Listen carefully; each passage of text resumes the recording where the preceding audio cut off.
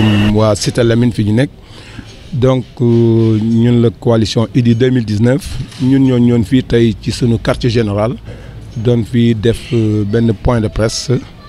pour waxtaan ak waa àdduna waxtaan ak waa Sénégal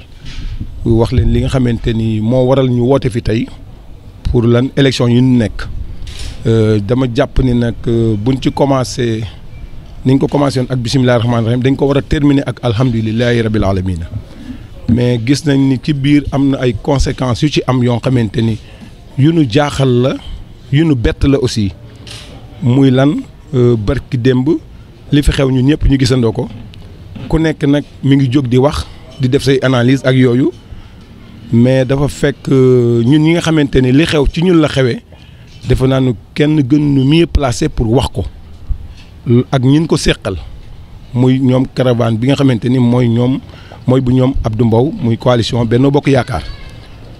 defoon nañu loolu xewi na ci Sénégal defoon nañu loolu xewi na tam ci Thiès parce que dañuy gis à chaque fois bu élection ñëwee leader bu ne wala responsable bu ne di woote jàmm di ñaan ñu def jàmm di ñaan jàmm am ci di ko ñaanlu loolu nag boo ko dee def dama yaakaar ne da nga ko war a doxee mais nag parce que wax nag yomb na wax pour nit ñi dégg la ni kii woote na jàmm te doxiwuloo jàmm loolu dafay nekk lu ñuy déplorer muy lu ñu métti parce que ku ne xam ne ni ñun am na violence yi mënuñ cee nekk parce que notre leader le président Idy 2019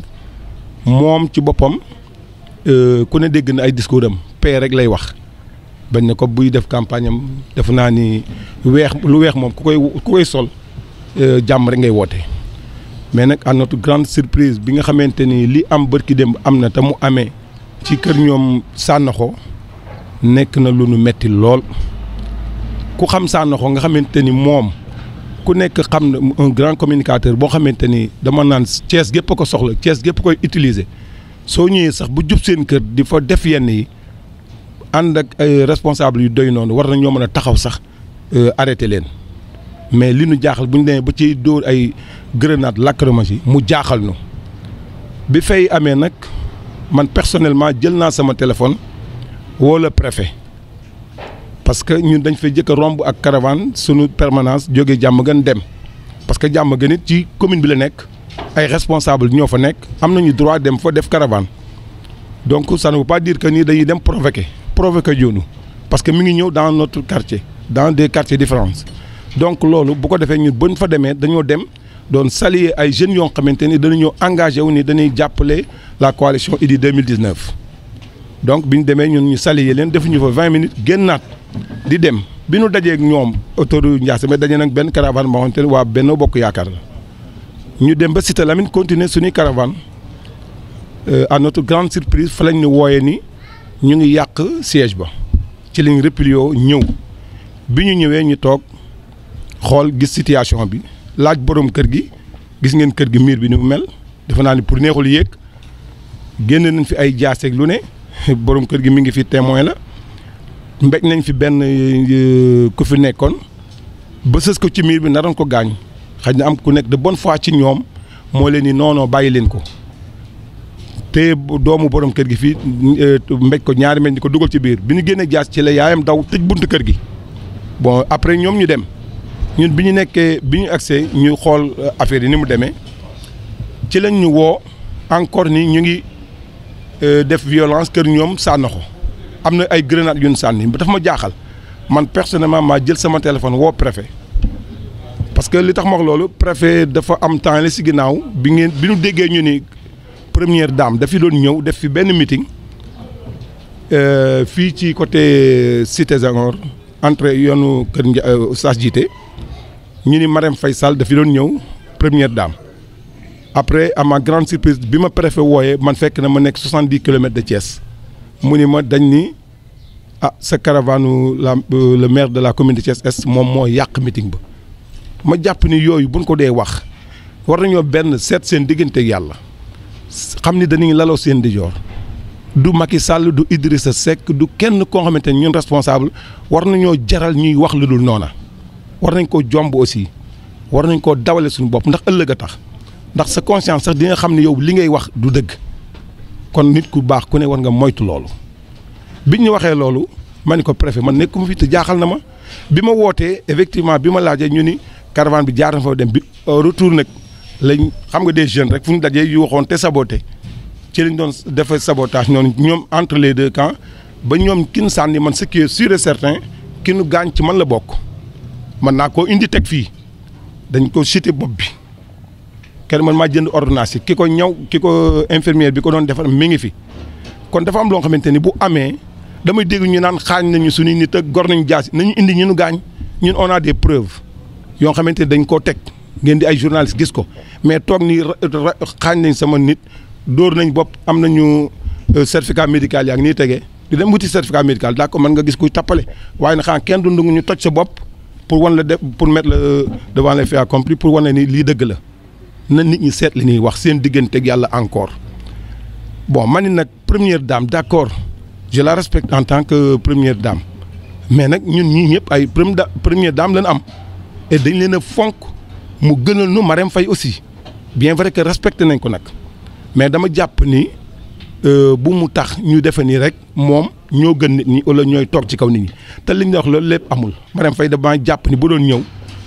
defe naa ni du ñëw nu mu simple noonu amul sécurité amul dara te boo laajee préfet boo laajee sécurité police wala leneen ak leneen daf leen a jaaxalan Marème Faye n'était pas là donc dañ ni après la ñu laaj ñu ni dafa yebalan délégation bon bref loolu jàll may nag affaire boobu dégg nañ ci commentaire boobu ñi daan nañ porté ji plainte nañ def nangam mais kañu seqaleen mbir yi damay jàpp ni kooku muy suñu jigéen Mame Binta seq nañ loo xamante ni sequñu ko ak Marème Faye kon defe naa ñun duñu yàq mitingam dépassé nañu loolu parce que ñun gis nañ ci dëkk bi leen dëkk bu dee modestie wala dara kenn gën ñu ko def te ñu bari mën nañoo juger kenn ku ne wax sa digganteeg yàlla bon loolu moo tax ñu ni ma dégg ci déclaration avant loolu sax avant muy def point de presse am wax na ci ni dañ ñoo yàqan dañ ñoo agressé woon wala yàqan suñuy oto élection législative yi passé lu tax ñu yàqan seen oto ak ku yàqan seen oto xañ na ñoom ñoo ko xam ndax xañ na ñoo tooñ wala ñu def leneen bon bi ñu arrêté ci loolu bi affaire bi amee nag man personnellement ma woo préfet xamal ko ni ko da nga ma woowoon téléphone ma nekk 70 kilomètres de Thiès ci problème mu ay sànnante xeer ba ma wax la ni la retourné ni la maa ngi vérifier ni te man sama élément sunu élément ci boppam la ñu gaañ avec des preuves yu leer bon tey nag dinaa la woo pour wala ni la nag nañu def ndànk yëf yi nañ ko jël en toute sincérité pour def te yàlla tax parce que ñu nit duñu ay bàyyi ma duñu ay xar tey nag ay grenade ci boppam maa ngi la wax ne dañ fay yàq nañ suñu permanence mais dama leen loolu affaire u dindi ay poster ak doon jéem a kii yooyu garaawul mais bi ñu toogee di def analyse yi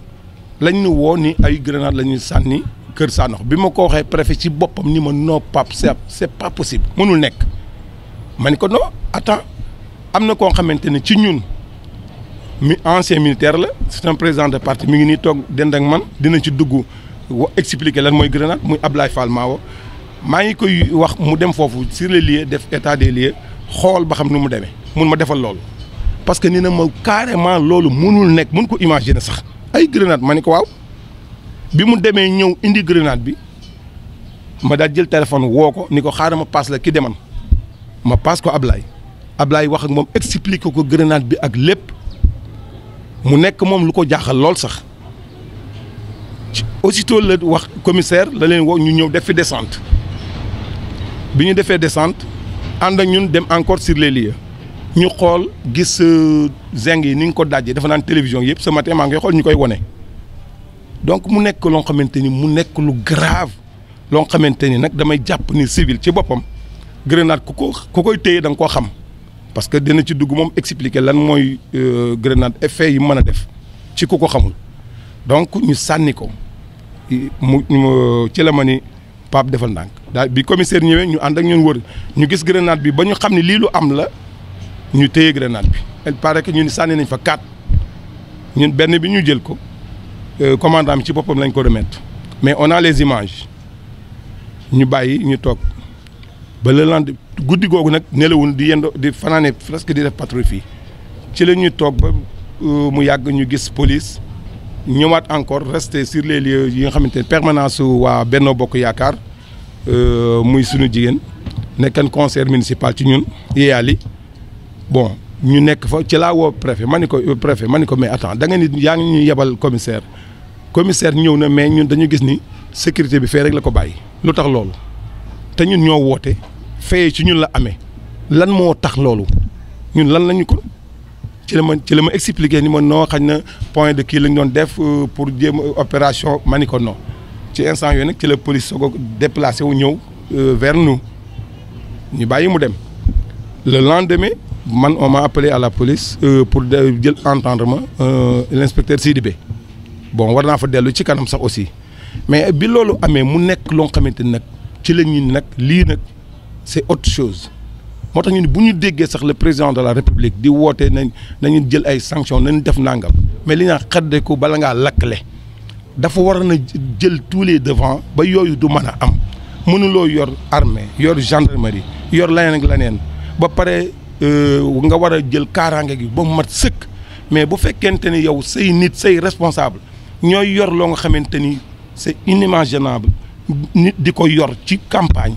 di yor ay gis nañu ñuy ay responsable yor ay cour ci boppam di wundeel naan fii ba Sonko jaar fi wala ba kenn jaar fi ñii di yor ay fital ñii di yor ay jaasi te ñu bokk ci yow nekk loo xamante ni seen rang ci réew mi ay vice président assemblée comme Abdou Mbow ak ñeneen ñu mel ni moom man télévision kenn wunu ma maa gis à Mbour bi ñuy kar yenn caravane ba dagg benn bopp booy ci waa kër Sonko yi maa ngi koy seetaan télévision ñuy génnee jaasi mais man ni ban pays lañ nekk ban république lañ nekk ak ku ñu dénk suñu république kon donc yooyu bu ñu jëleen matukaay yi ñu war a jël dëgg bu fekkente ni am nañu armée ak police ak yëpp ñu teg leen fi ñu leen war a teg damay jàpp ni kenn du ñemee def yenn yi ñoom ci seen bopp nag bu fekkente ni ñoom ñooy def loolu ba pare wax ni nan woote jàmm mais jàmm alhamdulilah mais damay jàpp ni ndax ñun bu ñu en dehors de la campagne ni ñuy dajante ci suñuy biir di waxtaan di nuyoonte di sabotente buñ ko defan continuer ko ci campagne violence du am mais bu fekkente ni kenn ku nekk da ngay def la nga man ñoom ñu yor loo nga xamante ne dem ba nag nii nag ñoom bu ñu gisul lu ñu xam sax parce que grenade boobu mën na rey maire bi parce que yaayu sànn ko ku ne xam ne mag la 90 ans presque léegi mu am ko bi ñu ñëwee ci néeg bi ñu ko fekkee foofu mara d'Italie ak ni gaz bi ni mu mel ci moom même kër gi jàkkaarloo moom am na koo xamante ni ci chaise la nekk benn grand la moo jàkkaarloo kër ñoom sànn ko dafa diabétique dañ ko dugal dañ ko daw yóbbu ko ci biir maa ngi fekk juróomi xale ñu tëral leen image yi mi ngi fi defe naa ni image yi am na ku ko doon jël parmi ñu nu àndalan 5 xale yu ñu tëral man maa mujj jël sax grand bi jox ko ni ko demal jënd meew pour jox xale yi pour au moins ba demee nga yóbbu leen donc moo tax bu ma déggee ñoom ñu naan ñoom ñoo nu agressé am na ñun ci gaañ nañu indi ñu nu gaañ xanaa du kenn du nangu defe naa ñu xotti sa loxo la pour jéem la wane donc c'est des choses yoo xamante ni wax na mën nga wax mais nit ki lay déglu war na xam ba xam fan la dëgg yi nekk nañu waxante dëgg te delloo si sunu xel te ànd ak dal bon tax bu ma déggee wax na sax ba tudd nii je respecte sama grand Idrissa nangam bon ça c'est bien beau pour wax parce que effectivement Idrissa noonu la mel fu mu ko fekk ci tribune ci 4 avril bii mujj ñu daje da koy nuyu di tëgg xam nga dinañ dem ba sax ñun ci suñu bopp da ngay gis xale yi naan mais lu tax kii li muy yàq Idrissa tout le temps dans les plateaux mu nekk loo xamante ni damay jàpp ni bu wëlbati ko bëgg a waxaat yeneen doon nangu li ñu doon nangu nag li ñu naan dëmm rey la ba pare jaale la di wax yoo xamante ni da nga ko war na jiital wala nga doxe ko ñun Abdou Mbow gënuñoo mën a bëgg jàmm Abdou Mbow gënuñoo modeste gënuñoo def lenn ci lu rafet wala gënuñoo mën a xalaat def lu baax.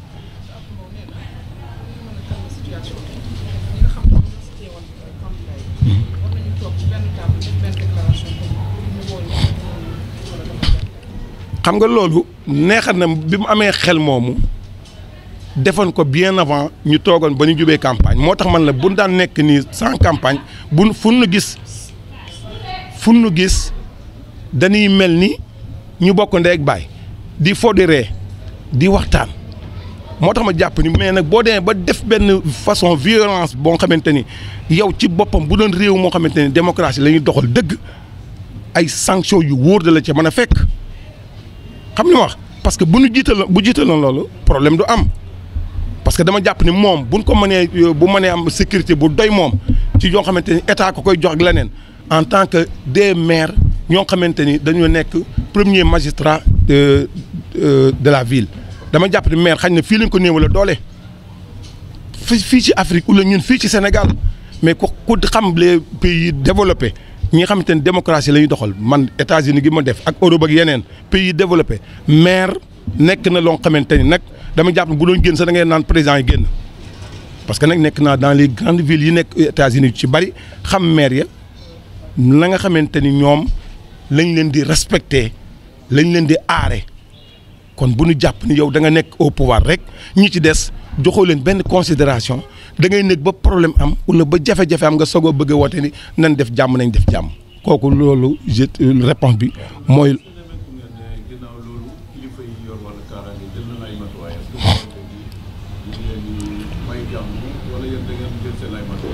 waaw parce que ñun dañuy jël suñuy matukaay aussi ci fexe aar suñu bopp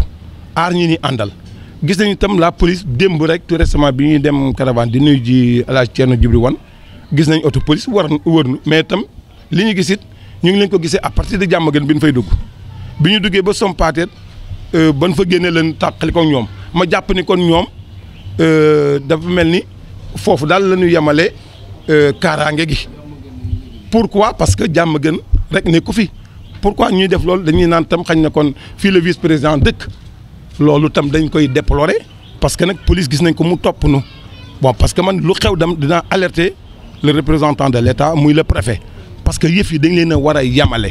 à ma grande surprise ci guddi gi veille bërki démb la ma am ñu ma woo ni ma dañoo bëgg a xam fu caravane président nekk parce que léegi dañoo jot benn arrêté que dañ leen a war a yóbbu sécurité bu doy police ma leen mais yéen c'est trop tard loolu laa tontu ki ma ko wax nekk ba jaan ji dem nga topp ci dafa nekk loo xamante ni vraiment ak Sénégal ni nu amee ay boroomi bopp yu fi ne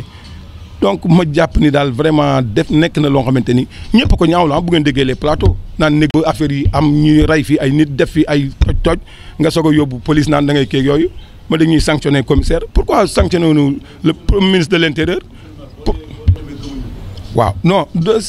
quand on dit c'est trop tard sax dañ ni li aman bu fekkente ni loolu am na du am bu kaaraange googu matan la jota na am du am te amoon nañu possibilité pour def ko parce que ñoom ñoo yilif loolu ñoo yor kaaraange gi moo tax man la li am moom c'est trop tard am na ba pare mënatuñ ko dellu ginnaaw donc li ci des it c'est important que ñu continuer ak kaaraange gi mu mat ba nga xamante ni kuy demit sa xel dina dal sa xelu njaboot ga nga bàyyi ginnaaw it dinañ mën a dal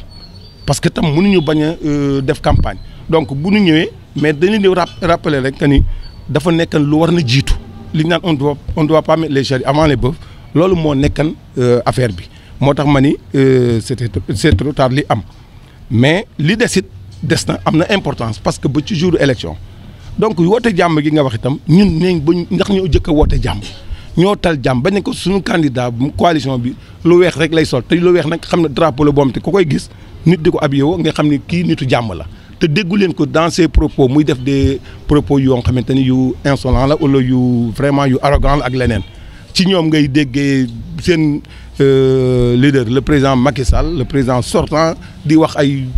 gaynde laay guy nelaw ak nangam nekk ay segg la wala li bukki la n'importe comment di wax loo xamante ni vraiment du discours wu kii daal xam nga mu nekk lu ñuy déplorer ñi ànd ak moom it loolu la ñu gis ni ñii ni ñuy doxalee dañ naan rek ñoo yor pouvoir lu neex def mais war nañoo am xel parce que kilifa bu fekkee ne da nga ko doon war nga am grandeur war a am dënn bu yaatu mën a encaisser lu bari mais mën nañ lay tooñ di la sànni xeer di la def nang parce que kii lay sànni xeer xam nga ni te li nga yor mu ëpp doole xeer kon xam nga daf la yeb yàlla bu ñu cat jiitu aussi parce que c'est important ndax kuy dem te àggagoon da nga war a ñaan di muslu yàlla bu la cat dab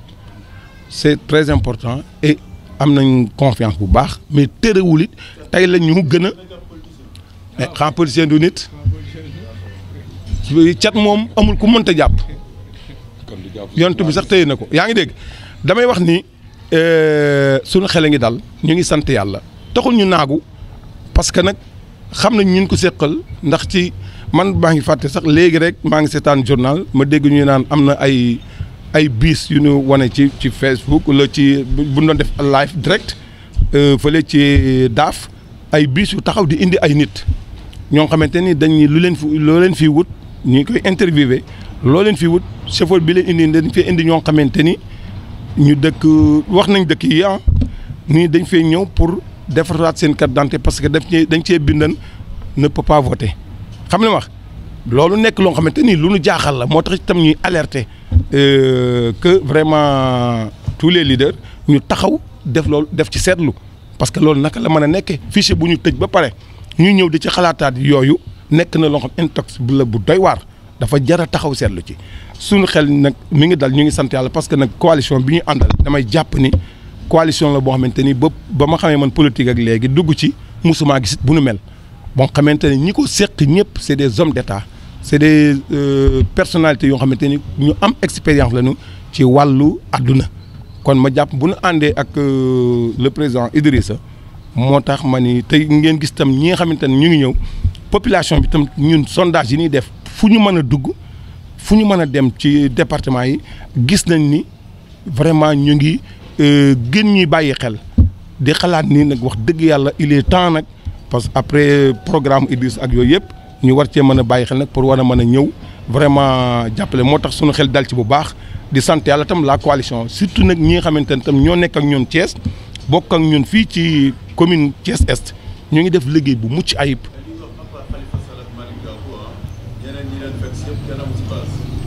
mais non dañu koy wax rek ku dem ba nekk candidat am nga base parce que lu bon am nga say mbokk am nga say xarit am nga sa kër am nga ay nit ñu la sopp donc dañuy wax rek parce que bu ne Hadjibou Soumaré mënoo nekk premier ministre dafa am ñoo xamante ni xañ na li nu man ci suuf te fësaluñ ko ndax la ñu nekkan la mais damay jàpp ni loolu buñ ko waxu sànni xeer la mais du nekk lu taxaw ñoom ku jaaxle ëllëg kuy bëgg kii rek mooy wax loolu mais mënuñoo gis nga ni Bougane Gueye ngi ci ñeneen a ngi ci ñeneen a ngi ci ay chef d'entreprise ñu ngi ci ay ancien premier ministre mi ngi ci ay président assemblée nationale mi ngi ci ay leneen ak leneen ñoo ngi ci ay maire de capitale mi ngi ci comme Khalifa Sall ak ñeneen ak ñeneen donc ngeen ni am nangam ñun coalition bi ñu yor Macky yoru ko. su ma jógee fii falaa jëm dama dem fekk bi may dem bi ma Sidibé woo ma ni ma naa fi jaar après fekk ma sori ma ne ko maa ngi ñëw mënu ma mais comme day dem pause ma ne ko non sawar naa ci sax pour ñëw mënu ma heure bi damay dem pause baal bu ma jógee pause woo la bi muy jógee pause fekk na maa ngi sama caravane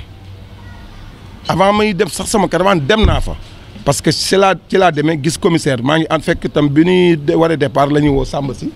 ma ànd ak ma commissaire woo ko pour doon ko laaj ma ànd ak ma bi ma demee fekk Sidibé di entendre kenn donc problème mu timing la woon donc bi ñu toogee foofu ci bureau commissaire fi la ñu Sidibé fekk mu ni ma kon à demee ma ne ko baax na ba demee à ma grande surprise bi ñu toogee nag le premier adjoint woote moom it ni am na beneen grenade bu ñu jëlee sur les lieux fi ñu ko waxee noonu après ma ni ko dégg nga commissaire mu ni ma kon nañ ma ko dimbali indil ma ko ci la ko indi ñu joxaat ko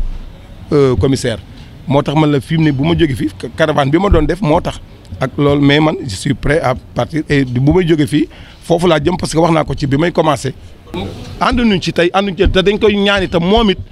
kilifa la gu ñëpp di déglu mu bàyyi xel te xañ na bañ a wax loo xamante ne day yee fitna pour que nit ñi mën a dem dans des élections transparence ak li ñu yaakaar def ko ci jàmm ak salaam encore di profiter wu aussi di jaale ñi nga xamante ne tam ñoo ci gaañu di masawu ñi ci am ay blessures yëpp di wax ni ñi jot a gaañu gendarme yi nga xam ne seen liggéey lañ nekkan ak ñeneen ñi tam nekkan ci caravane yi am ci ay gaañu ba yàlla jël seen bakkan ñooñu ñu leen di jaale ci coalition bi ñu nekk fi Idy 2019 di wax ni yàlla na leen yàlla yërëm te jéggal leen donc